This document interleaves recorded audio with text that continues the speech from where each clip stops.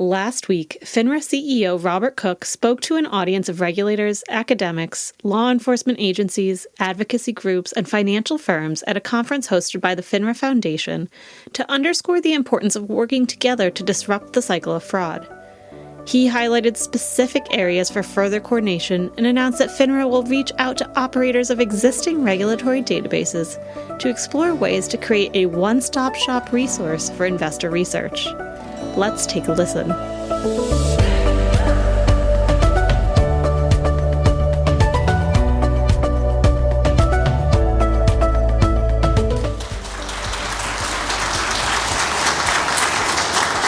Well, good morning, everyone. Jonathan, thank you for that kind introduction. You know, no matter what you might say, at the end of the day, I'm always looking up to you. And if you've seen us standing next to each other, you know, that's literally true. I want to add my thanks to Jonathan's, to the Jerry and the Foundation team for their incredibly hard work putting this conference together.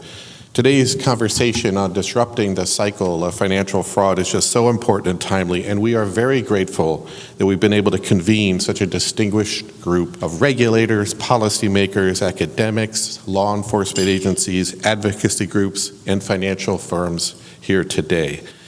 As Jonathan mentioned, many of you are collaborators with FINRA in various ways in combating fraud. You play a vital role in protecting investors, advocating for victims, and working to stop fraud before it happens. As Jonathan mentioned, disrupting the cycle of financial fraud is a continuing challenge for all of us, but it's a challenge that we must embrace together in order to succeed. Victims of fraud lost more than $10 billion in 2023, according to the FTC. Almost half of those losses were due to investment fraud, and we can be certain that those numbers are underreported. Victims often may be hesitant to report fraud because they feel ashamed, a pattern that's consistent with FINRA Foundation research on how the impact of financial fraud extends far beyond the direct financial damages. Victims can suffer both emotionally and mentally, and they may even give up on participating further in our markets altogether. The Foundation's research also shows that these outcomes are exacerbated by a society that often blames the victim, whether consciously or unconsciously. Unfortunately, we know fraudsters, many of whom are not registered with any agency and operate outside of ongoing regulatory oversight, will relentlessly try to co-opt any relationship and any resource to further their malicious schemes.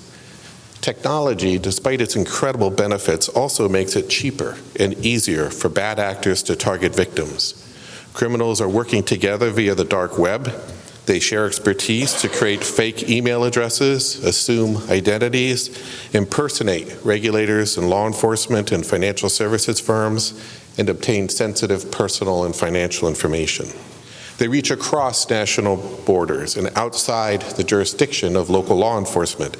They exploit the convenience of online accounts and mobile apps through hacking, phishing, and other scams. They exploit payment mechanisms to facilitate their schemes and make it harder to trace their activities. And now they're using artificial intelligence to become even faster and more effective at perpetrating their crimes. We also see that in a number of cases, our member firms and their individual financial professionals are themselves the victims of third-party fraud, typically through different forms of imposter schemes. A related challenge I think we all face is that investors are increasingly turning to the internet and to social media and the unregistered actors on those platforms for investment advice. FINRA Foundation research has shown that almost half of Gen Z investors learn about investing and finances primarily through social media and internet searches, and their top online financial resource is YouTube. This trend is concerning. While there are many unregistered finfluencers or other persons providing useful information to retail investors, sometimes the advice in this space is wrong, inaccurate, or questionable, whether from a lack of knowledge or training or bad intent, and the potential for fraud is manifest. Regulating speech in this context, even inaccurate or misleading speech, presents challenging issues in light of legitimate free speech concerns. And while we can and do have prophylactic rules regarding registered securities professionals, These do not govern the many unregistered actors outside of our or other regulators' jurisdictions who are becoming increasingly a source of advice and information. So, to address these concerns, we really need to collaborate or we risk falling behind. Fighting fraud is a team endeavor. Each of us must contribute our respective resources and capabilities, but ultimately we can only succeed if we work together.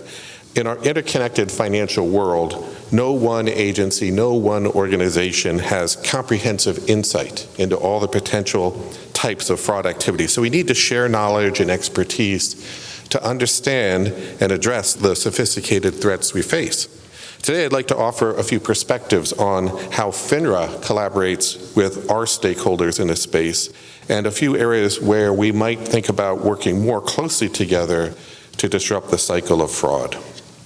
In recent years, FINRA has been keenly focused on encouraging collaboration and cooperation in combating fraud. This year, we're celebrating our 85th year as a self-regulatory organization, and we sit at the unique intersection between government and our member firms and investors. And one of our defining characteristics has always been our ability to engage with the brokerage industry, to draw on their expertise and knowledge, and use this to enrich our regulatory programs. We do this in part by sharing actual intelligence as quickly as possible with our member firms, as well as with investors and other regulatory and law enforcement colleagues. For example, in recent years, we've ramped up our efforts to provide real-time alerts to member firms about emerging or ongoing fraud and cyber threats. By sharing this information quickly, we empower firms to promptly protect their customers and themselves, hopefully before the damage is done. We actually provide this information to firms in many ways, including on social media and on our website, but sometimes we share this information only directly to firms. And why would we do that? Why would we not put everything on our public channels? Well, because we have seen situations where fraudsters adapt their tactics in response to our alerts. And in recent years, we've had issued dozens of cyber-focused alerts annually, plus additional general threat alerts to warn firms and the public about ongoing risks.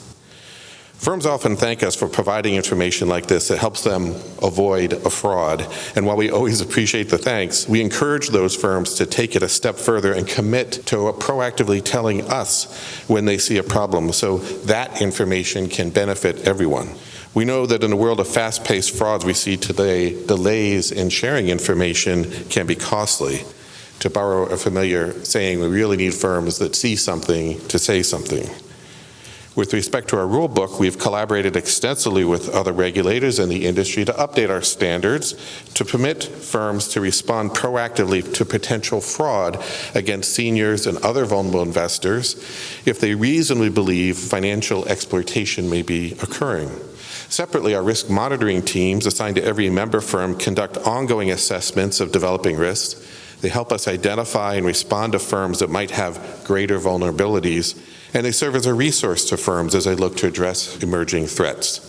We host conferences and webinars for our member firms on the latest fraud trends impacting the industry, and we connect them with local FBI offices through regional intelligence briefings to ensure that they have the right law enforcement contact information on hand should they need it. And we conduct joint industry training sessions with state regulators, the SEC, FBI, et cetera, to help us better collaborate and share best practices around emerging regulatory risks. Given that FINRA only has jurisdiction over its member firms, and then only with respect to certain violations of securities laws and rules, we actively coordinate with law enforcement and other regulators to address suspected criminal activity outside of our jurisdiction.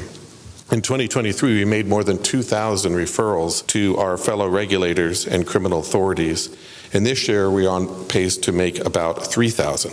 We also have ramped up our ability to collaborate through MOUs with other regulators such as the CFTC, the SEC, the Fed, the FDIC, the NFA, so that we can collectively, efficiently address concerns that fall within our respective regulatory mandates. So at the end of the day, our goal is really to work with everyone who has a stake in protecting investors, from regulators and firms to researchers and victim advocates, to provide venues and processes for sharing information regarding frauds and promoting effective practices for combating them. And it's in that spirit of working together that I want to highlight a couple of areas where we might further coordinate our efforts to proactively disrupt fraud. Each builds on the notion that while regulators and firms must lead this effort day in and day out, we can also empower all stakeholders, including investors, to play a greater role by facilitating their access to relevant information and insights that we collectively develop in the course of our work. FINRA has long sought to provide investors and other interested parties with relevant disclosures regarding financial professionals. For more than 3 decades, we've developed a great deal of experience maintaining public databases that provide this critical information, including through BrokerCheck. As many of you know, BrokerCheck is a website that tells you instantly whether a person is registered to sell securities as required by law, and it also gives a snapshot of that person's employment history, regulatory actions, and other important background information. FINRA is also the developer and operator under contract with the SEC of a similar resource for information on investment advisors. This is called the Investment Advisor Public Disclosure website, or IAPD, and it's based on a database of information on investor advisor registrations. And in fact, we have worked to link BrokerCheck and IAPD over the years, so investors do not need to know the difference between a broker and investment advisor to benefit from the information that's in both systems.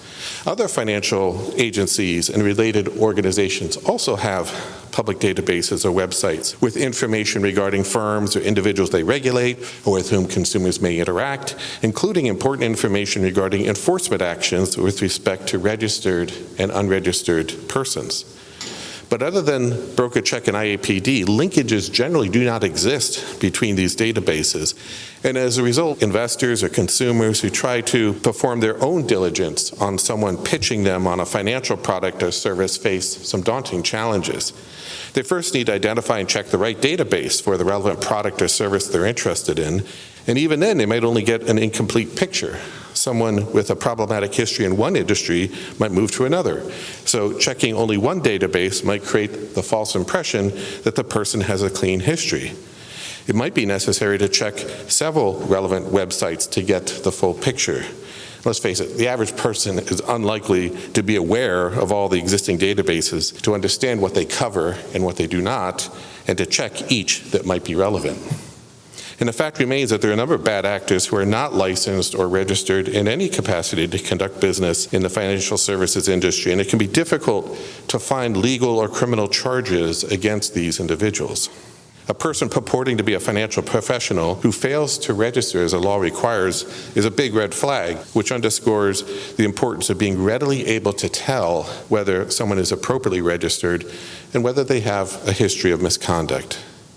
So there have been calls in the past for establishing some form of a unified public database in place of or in addition to the current disaggregated system of separate websites maintained by different federal and state agencies and related organizations to make it easier for investors to research providers of products or services across the financial industry landscape.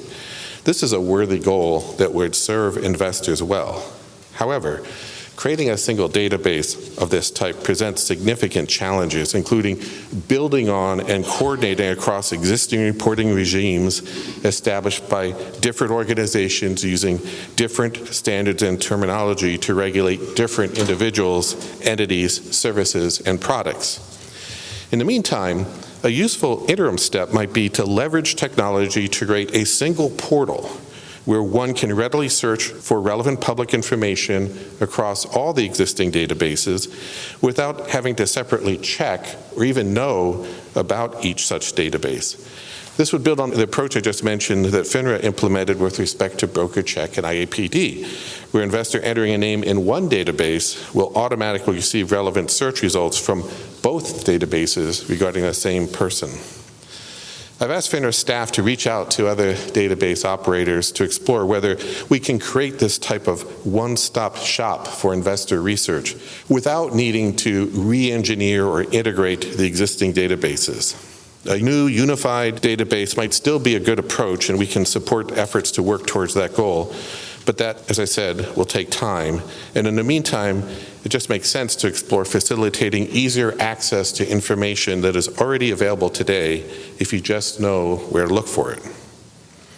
Another way in which we might further enhance our work together to disrupt financial fraud is by redoubling our efforts to speak with one voice when doing so might better serve the public. There often are important reasons why organizations might issue their own warnings regarding fraud, but if we put ourselves in the shoes of the average consumer, fragmented communications from different organizations in some instances might unintentionally dilute, narrow, and weaken the message that needs to get through. Fortunately, there are some really great recent examples of agencies and other entities working effectively together to communicate jointly to their constituencies regarding fraud tactics. Just this week, for example, FINRA, the SEC, the CFTC, and NASA issued an alert to warn investors about relationship investment scams. These are scenarios in which bad actors hide their true identities, reach out to unsuspecting targets, often online or through text messages, gain their trust over time, and then defraud them. And another example, just yesterday, the FINRA Foundation worked with the FBI, 3 other federal law enforcement agencies, the SEC, CFTC, and FINRA, to release a one-page infographic that financial institutions can use to warn their customers about crypto investment scams, also referred to as pig butchering schemes. This type of coordinated agency communication can be particularly valuable when, as in these cases, we're able to identify common fraud tactics that can be perpetrated by different bad actors across various products, services, and platforms that have similar red flags and that may be mitigated through similar preventative measures. Indeed, joint communications about particular fraud tactics and the steps investors and others can take to safeguard themselves from them may be as important as the disclosures we work on today to provide regarding particular firms or particular individuals, especially considering that fraud perpetrators can mask or change their identities to employ the same tactic over and over again. In addition, one perpetrator can only do so much damage, but fraud strategies can be used by many perpetrators against many victims across jurisdictional lines and in both regulated and unregulated spaces. And because it's easier to quickly identify a fraud tactic to watch out for than a person to watch out for, prompt and coordinated communications about fraud tactics can enable a broad range of investors and industry participants to safeguard themselves more proactively against fraud. I've asked our team at FINRA to consider how we can play our part to enhance our work with other agencies and organizations and amplify the impact of our combined communications to further address common fraud tactics. We might even consider whether this is another instance in which investors would benefit from a single centralized resource that aggregates regulators and other stakeholders' collective experiences and expertise regarding different types of fraud tactics. Fighting fraud is difficult. It's incredibly important work. Your participation in this conversation today shows your support for the teamwork and coordination necessary to successfully achieve our collective efforts.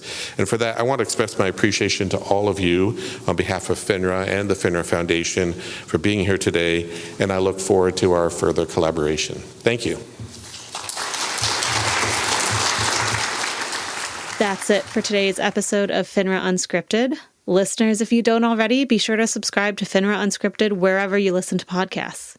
We are now even on YouTube. If you want to reach out, you can email us at finraunscripted@finra.org. Today's episode was produced by me, Caitlin Kiernan, and edited and engineered by John Williams. Until next time.